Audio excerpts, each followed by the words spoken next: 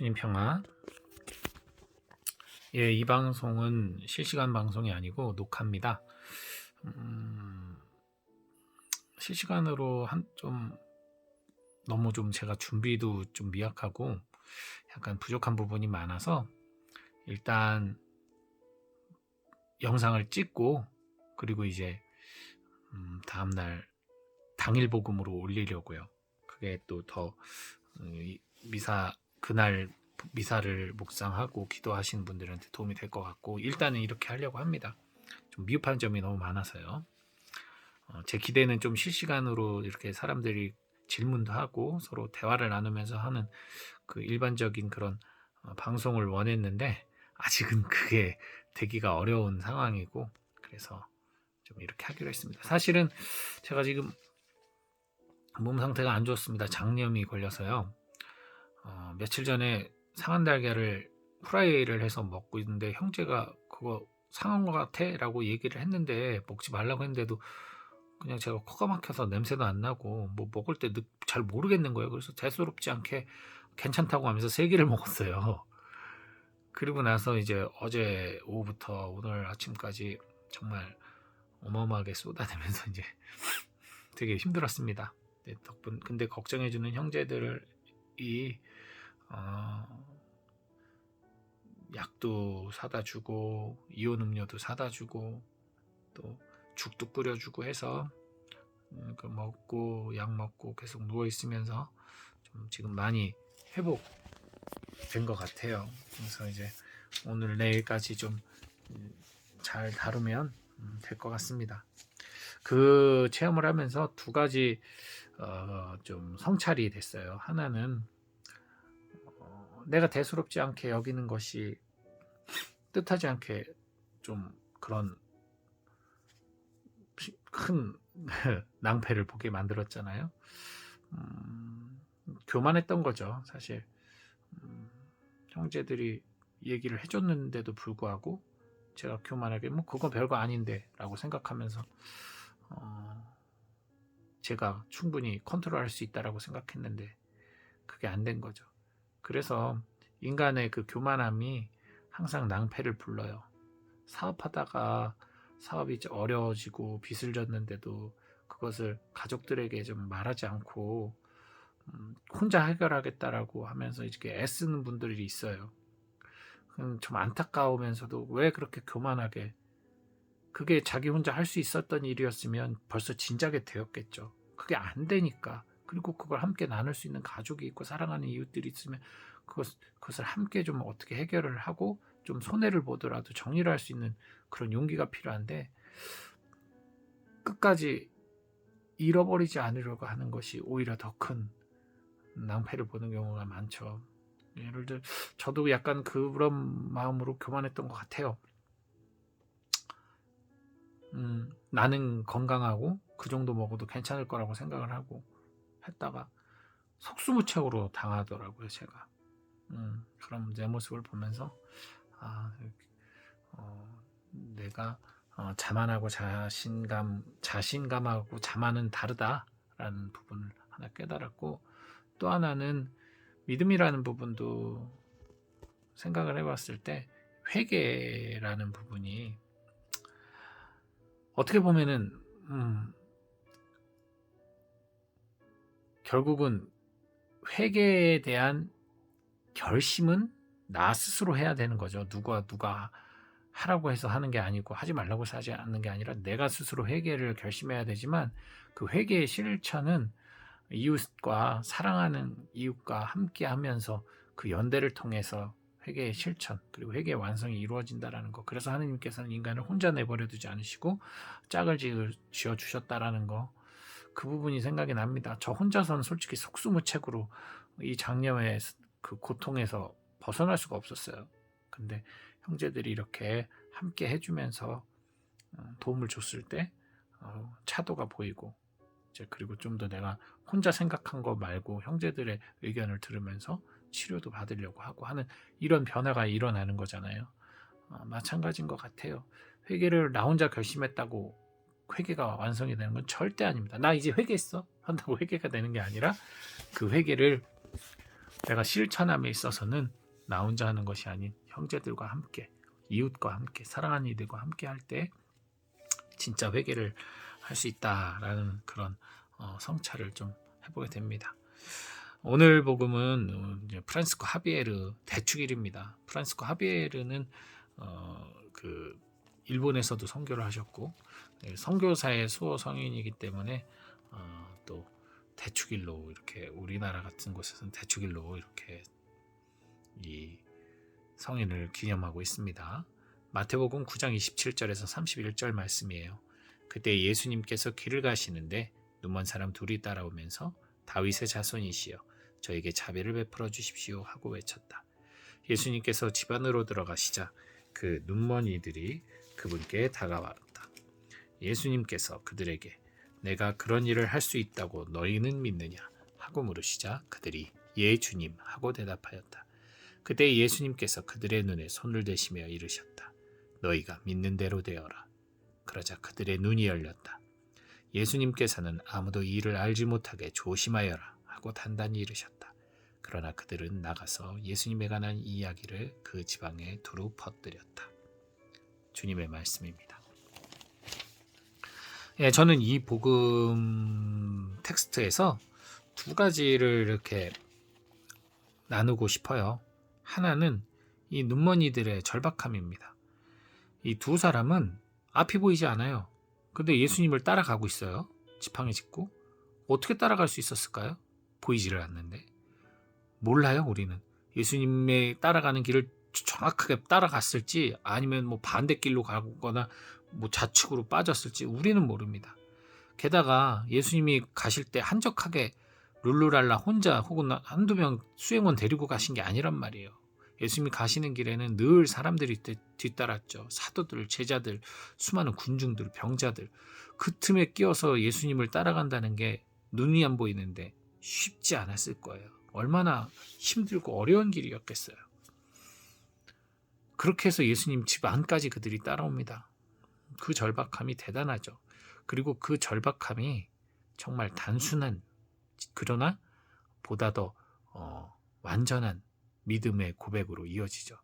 내가 너희들 그렇게 고칠 수 있을 거라고 믿느냐? 예 주님. 다른 말이 없어요.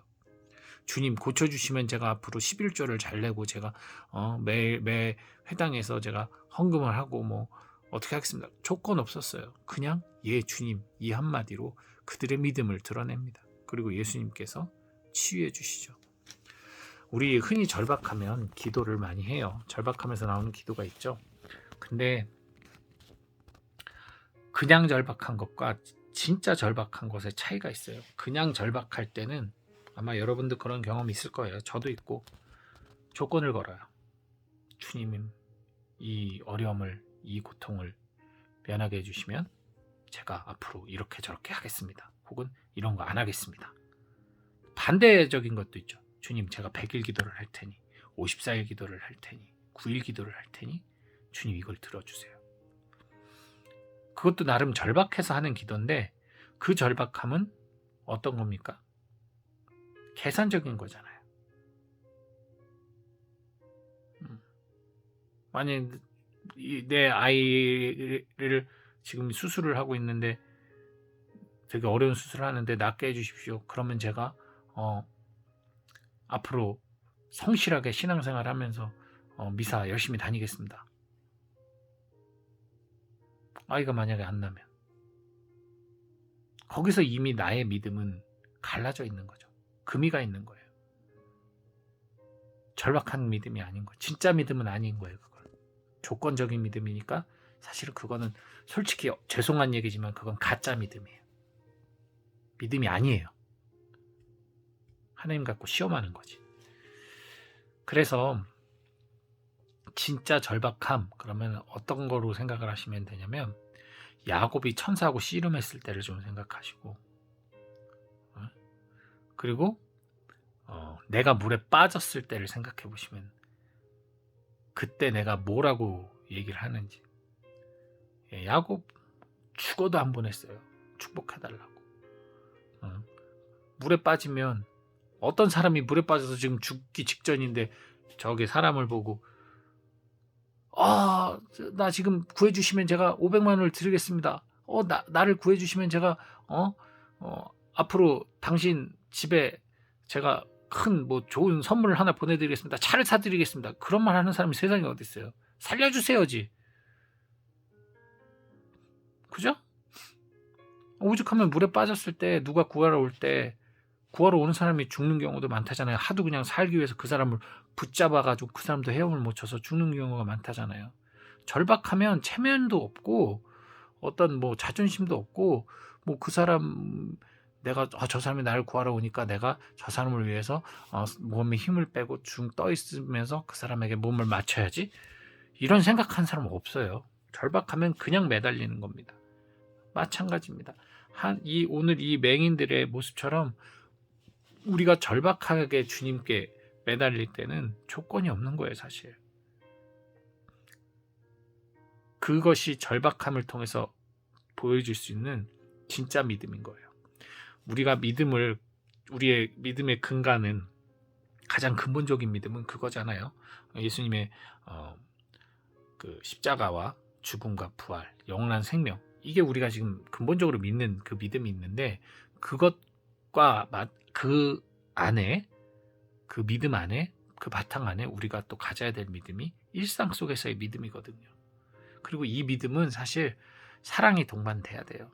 사랑이 없으면 이 믿음이 일어나지가 않습니다. 그래서 주님을 더 많이 사랑할수록 우리가 주님께 조건을 달지 않고 있는 그대로 우리의 어려움을 해소해 주십사 부탁할 수 있는 거예요. 내가 주님께 그런 믿음의 기도를 드리기가 좀 뭔가 죄송스럽다, 미안하다, 부족하다, 뭐 그렇게 여긴다면 그거는 절박하지 않던가 아니면 아직은 내가 주님을 완전히 믿지 못하는 부분이 있구나 라고 생각해 보셔도 될 것 같아요. 내가 아무리 생각해 봐도 내 믿음이 부족하고 내가 이렇게 주님께 그렇게 조건 없이 해달라고 쪼르는 거는 너무 모냥 빠지는 것 같고, 그런다 하더라도, 그런 생각이 올라온다 하더라도 그것마저도 내가 너무 주님을 모르는구나, 내가 너무 아직도 믿음이 부족하구나 라고 성찰하는 계기가 되셨으면 좋겠어요. 이건 정말 저도 절박한 마음으로 말씀을 드립니다. 우리의 믿음이 그렇게 강해지지 않으면 안 돼요. 믿음은 절대적인 거잖아요. 절대적인 건데 아직까지도 우리는 체면을 생각해서 그런지 조건을 달고 기도를 하는 경우가 너무 많잖아요. 부끄러워하지 않으셔도 돼요. 우리가 아무리 성덕이 뛰어나도 하느님 앞에서는 한낱 피조물에 불과합니다. 분명 하느님이 귀하게 만들어주신 것 뿐이지 우린 여전히 피조물에 불과해요. 그리고 또 한 가지는 믿음이, 여러분 그 생각을 하셔야 됩니다. 분명히 하느님의 사랑은 믿음보다 앞서요. 하느님 우리를 사랑하시기 때문에 우리가 하느님을 믿지 않는 이 순간에도 우리를 위해 성령께서는 활동을 하고 계시잖아요. 그렇지만 우리가 청하는 것은, 믿음 없이 청하는 것은 하느님이 들어줄 이유도 의무도 없어요. 우리 믿음이 있어야 그 기도에 주님의 뜻이 합하여져서 이루어지는 겁니다. 되게 중요한 거예요. 그 절박한 이 믿음이 있어야 주님의 뜻이 그 믿음 안에서 이루어집니다. 근데 그러지 않으면 어떤 문제가 생기느냐, 그게 제가 지금 두 번째 나누고자 하는 겁니다. 예수님께서 아무도 이를 알지 못하게 조심하라고 하세요. 조심하라고 하세요. 알면 왜 안 돼요? 알면 더 좋은 거잖아요. 예수님의 능력이 알려지고 사람들이 더 하느님을 찬양하고 그럴 것 같잖아요. 근데 그게 아니란 얘기죠. 왜냐하면 이들이 눈을 뜨게 된 것은 바로 예수님을 믿었기 때문에 이들이 눈을 뜬 거예요. 핵심은 거기 있어요. 하느님의 자비, 구원, 하나님은 늘 베풀어 주시고 싶죠. 하나님은 그렇게 하시고자 하시죠. 근데 그것을 우리가 믿음으로 고백하고 또 아까 말한 것처럼 회개 얘기할 때처럼 믿음으로 우리가 스스로 고백하고 이웃과의 사랑 안에서 그 믿음을 증명해야만 우리는 진짜 구원을 받을 수 있는 거거든요. 이들의 믿음의 응답이 없었으면 구원 못 받아요. 혹은 부족하지라도 제 믿음이 부족하지만 주님 채워주십시오 하면서 자기를 인정하고 주님께 내어 맡김이 없으면 이들의 눈은 안 떼어졌을 거예요. 이게 핵심인 거예요. 믿었기 때문에 해준 거. 근데 이들이 이제 사람들에게 말을 할 때 사람들은 오해를 할 수가 있는 거예요. 미신적으로 흐를 수도 있고 기복적으로도 흐를 수 있겠죠. 그죠? 저 사람 만나면, 저 양반 만나면 병이 낫는구나, 치유받는구나. 하느님을 찬양할 수 있으나 정작 중요한 건 자신들의 믿음이 절박함에서 오는 믿음도 아니고 사랑에서 오는 믿음도 아니고 감사해서 오는 믿음도 아니고 그냥 신에 대한 경외심, 두려움, 이질감으로 참된 믿음이 아닌 생각의 믿음을 갖게 될 수 있다는 거죠. 그런 어떤 위험이 있기 때문에 사람들에게 말하지 말라고 예수님께서 단단히 이르셨죠. 근데 눈이 열린 이들은 이야기를 지방에 두루 퍼뜨려 버렸어요. 이 본문을 가지고 예전에 옷을 벗으신 어떤 신부님께서 아주 진지하게, 농담이 아니라 이건 예수님이 교육심리학을 활용하신 거다. 하지 말라고 그러면 인간은 더 말하고 싶어지니까 예수님이 그렇게 당신의 그 기적을 알리기 위해서 한 거다라고 얘기하는데 진짜 그건 택도 없는 얘기죠. 그렇게 생각하는 신부님 보면서 제가 진짜 기가 찼습니다. 사실은. 다행히 그분은 옷을 벗었어요. 하느님께 감사하게도. 그것을 사람들에게 퍼뜨리고 다녔을 거 아니에요. 얼마나 사람들이 오해했겠어요. 예수님은 유명해지기를 원하신 분이 아니에요. 보셔서 아시겠지만 예수님은 사람들을 피해 다니시기도 하고 그리고 밤만 되면 산에 올라가서 혼자 기도하시는 걸 좋아하신 분입니다. 그런 분입니다. 단지 사람들이 안쓰럽고 애처로워서 너무 복음을 듣고자 또 몸이 낫고자 정말 절박한 마음으로 예수님을 몇 날 며칠고 따라다니는 그 사람들이 너무 불쌍하고 안타까워서 예수님께서는 하느님의 사랑을 베풀어 주신 거지 그거 아니었으면 예수님은 기적을 그렇게 보여주려고 하신 분도 아니었고 사실 그래서 예수님의 기적을 보면 대부분이 그건 거예요. 믿음을 확인하고 그 믿음에 맞게 치유해 주시잖아요. 그죠? 그 믿음이 중요한 건데 착각하게 되는 거죠. 사람들이 오해하게 되는 거죠. 그렇기 때문에 우리가 믿음이 뭔지를 확실히 알아야 되는 거예요. 앞에 것과 연결이 되는 거죠. 결국 예수님이 우려하던 일을 그들은 버렸어요. 눈이 뜨여졌으나 그 뜨여진 즉 구원의 길이 열렸어요. 정확하게 말하면 구원의 길이 열린 거죠.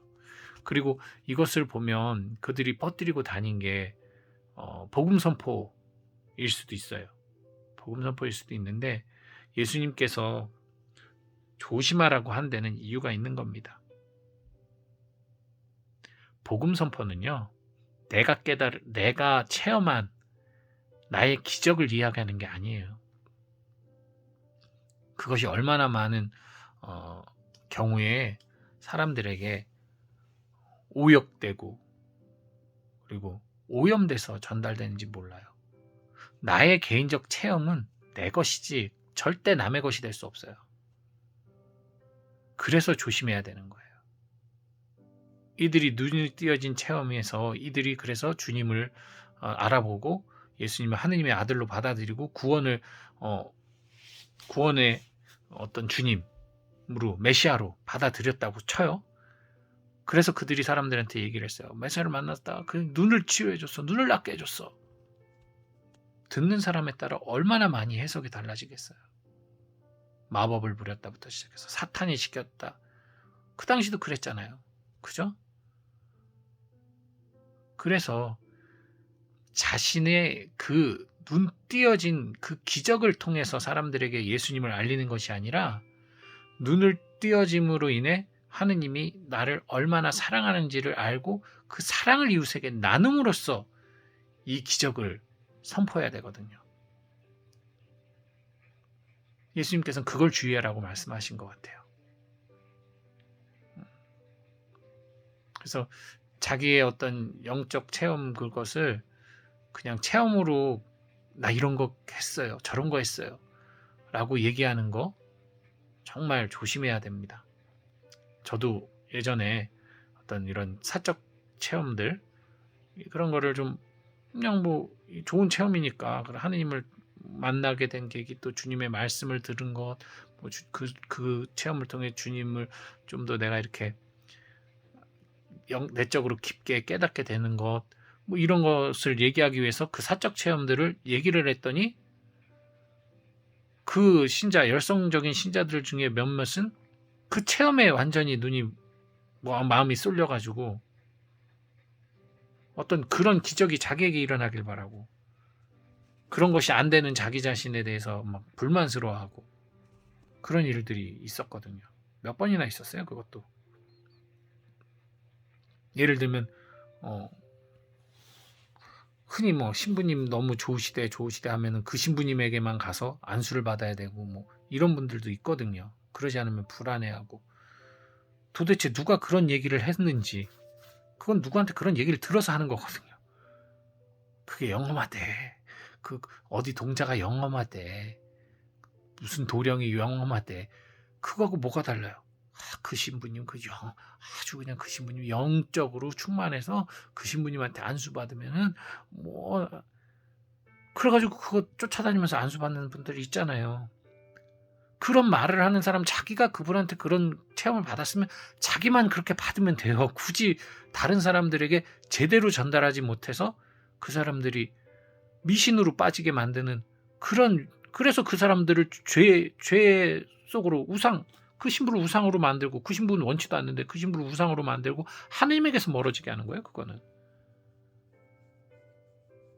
그게 왜 그런 것 같냐라고 물어보신다면 사실 저는 밤낮이 진짜 몇 시간이고 설명해 드릴 수 있어요. 단지 이게 그렇게까지 오래 할 수가 없으니까 제가 짧게 해야지 사람들이 볼 거 아니에요. 그래서 제가 그거는 정말 나중에 제가 다시 이제 생방도 하고 뭐 사람들 많이 이렇게 하게 된다면 그때 정말 여러분 질문 받으면서 제가 알려드릴게요. 그 얼마나 위험한 것인지. 선포는 그래서 조심해야 되는 거예요. 그래서 사실은 선포하기 위해서 마음의 준비도 갖춰야 되고 겸손한 기도도 해야 되고 또 그만큼의 또 공부도 해야 되고 해야 돼요. 그래서 그냥 내가 기쁘다고 그냥 무조건 아무렇게나 막 내 전하는 거 그건 위험한 겁니다. 예. 지혜가 필요한 거예요. 그것 또한. 그래서 예수님마저도 당신의 선포에 앞서서 광야의 시간을 거쳤고 바오로 사도도 그랬죠. 그리고 12사도도 다 세상에 나가 복음을 선포하기 전 다락방의 시간을 가졌단 말이에요. 그죠? 그 숙고의 시간이 필요합니다. 공부의 시간이라기보다는 그 기적을 내 안에서 완전히 체화시키고 그 기쁨을 선포할 수 있는 그러한 이들이 돼야 된다는 거. 이 두 가지를 여러분과 함께 나누고 싶고요. 점점 목이 잠기네요. 그리고 저도 사실 진짜 20분 안에 끝내고 싶은데 이렇게 말을 하고 있으면 너무 전달해 드리고 싶은 이야기들이 너무 많이 올라와요. 지금도 얼마나 억눌러서 얘기했는지 몰라요. 그래서 혹시 의문이 나거나 한 거는 글을 남겨주시면 제가 댓글로라도 제가 알려드리거나 아니면 다음 방송 때 또 얘기를 이어서 해드릴 테니까 많은 관심 바랍니다. 그리고 뭐 저기 방송 보니까 꼭 그런 거 하던데 구독, 좋아요 눌러주세요. 예, 그러면 여러분 좋은 밤 되시라고 하면 안 되겠네. 이건 내 아침에 늘 거니까. 여러분 그럼 또 다음에 이 시간에 뵙겠습니다. 주님 평화.